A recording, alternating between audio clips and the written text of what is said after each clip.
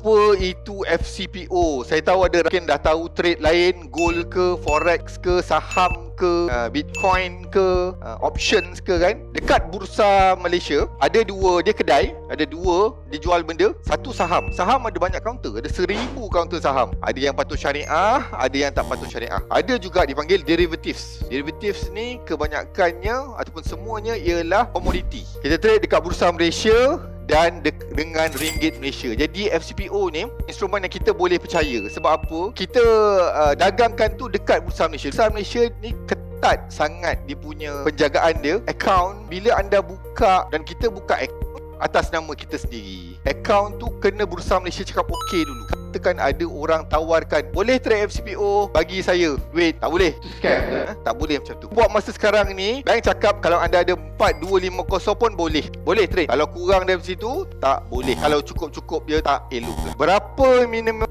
modal overnight trade? Overnight trade ni adalah 8500 sekarang. Adakah FCPO patuh syariah? Ini penting. Benda yang paling penting, trade ni mesti patuh syariah. Dekat mana kita tak boleh trade FCPO? Asalkan ada internet, boleh. Internet kena kuat. Ada orang tanya trade pakai laptop ke, pakai handphone ke? Saya suka start pakai laptop dulu, tapi bila nak masuk order pakai handphone pun tak apa.